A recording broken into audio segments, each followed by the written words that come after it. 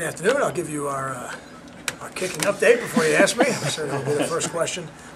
Kyle was not out there today. Again, no change from yesterday. We're still optimistic. We'll evaluate him later in the week, probably on Friday, to see what his availability will be and what we think he can do for us. We brought another young man out this morning named Joe Banky from West Windsor Plainsboro North High School, who's a senior here at Rutgers. He's actually tried out for us a couple different times, and we didn't have the need that we have now. So we're excited to have him out there today, and he did a nice job for us amongst everybody else. So we've got a healthy competition going on, and I wouldn't rule anybody out at this point. I wouldn't set a depth chart at this point, but we're working through it, and certainly by game day we'll have a plan in place. Kyle, who's in Plan B at this point? Well, Plan B is Kyle's Plan A, and everybody else is Plan B. Okay. But I'm just not ready to release the order yet because I'm not sure I have the complete body of work. I want to see him throughout the week, and then really make a decision. Who are the kickers in the mix? Deloise, everybody else who kicks on our team. Yeah, everybody. Everybody's getting an opportunity. Yeah, I wouldn't rule anybody out at this point. You don't have a foot in you, do you? I do not. I've never kicked. I do return punts in practice sometimes, though. Have you started to plan about how this may affect things during the course of the game? I think ultimately you will have to set the parameters. Myself, Coach Smith, Coach Brock, Coach Rossi will have to sit down on Friday night and kind of set the parameters for how we want to do it.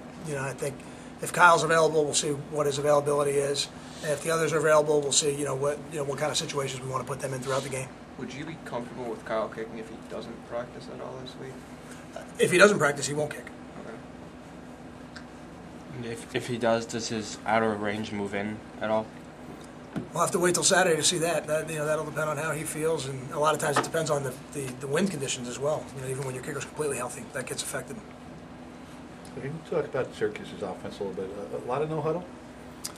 There's some no huddle, but that's not really the primary part of what they do. I mean, they play at a good tempo.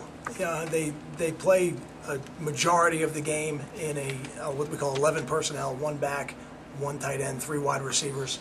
They've got talented personnel, and they've got a quarterback with a tremendous amount of experience. And there's no better teacher at that position than experience. I think we've seen that ourselves, this year on our own team. But they have a talented guy throwing the ball. He's got 3 really talented receivers, and they do a good job running the football. You cannot fall asleep on what they do in the run game. They've been very efficient running the football. All their primary ball carriers average over 4 yards a carry. They're doing a good job in the run game. They're physical up front. They make you defend the entire width of the field. That's one of the things they do with their offense that makes them tough to defend. Kyle, can you just talk about your halftime adjustments this year? I think you've outscored teams 38-3 in the third quarter. Is it a coincidence? I don't know. I don't know if it's a coincidence or not. I certainly think our coaches have done a good job at halftime. I think when you have an older, more experienced team, they're able to learn through the game maybe a little bit better than younger teams are. And I think that certainly would have something to do with it as well. Are defensive substitutions a concern at all with this week because of their tempo on offense? I don't think so. I think we'll have the opportunity to rotate the way we normally do it. Kyle, how much credit do your receivers deserve in the run game? Offensive football is an 11-person event every play. There's no doubt. When you run the ball well, it's because your line is doing a good job with their assignments. Your fullbacks, your tight ends are fitting in where they're supposed to fit in, and then your receivers are doing a nice job on the perimeter.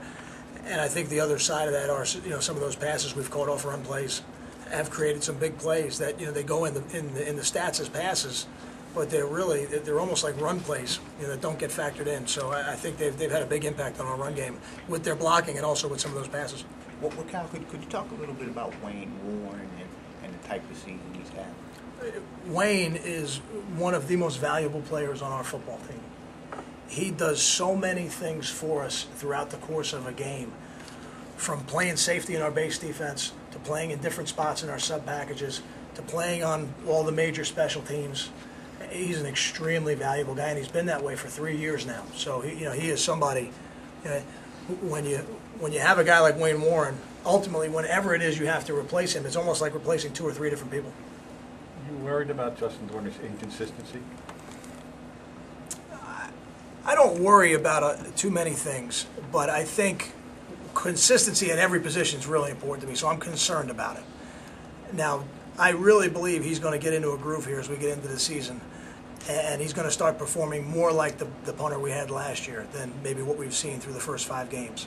So because he's an older player with an established resume, so to speak, I'm concerned about it. We're coaching him through it, but I really feel like he's going to come out of it. Are you seeing Darius Hamilton improve week by week? Absolutely. Yeah, I think Darius had to take on a little bit bigger role last week with Scott moving to the nose guard position, and I think he did a nice job with that. Now every week is a new challenge for him because he's seeing these game plans go in one at a time. He hasn't been through this in a season as of yet, so every week is almost like another little test for him playing that position and taking on more responsibility. But to this point, he's done a good job. Kyle, how's the fullback situation right now? With Bergen good and Everybody's healthy. It'll be very, very similar to what you saw last week. Knowing Syracuse's tendency to put pressure and use a blitz, how do you go about kind of preparing the offensive line for that scheme this week? And we've seen it before this year. I think the way you prepare is to just throw them all at them during the practice week. There's really no other way for them to get to do it other than to do it. You certainly watch the film, but like I tell the team every day, the most important event every day is practice, where you actually physically practice putting your body through the reactions it needs on game day. Meetings are important, film study is important, taking care of your body afterward is important, but nothing's more important than the actual practice when you're on the field training your body.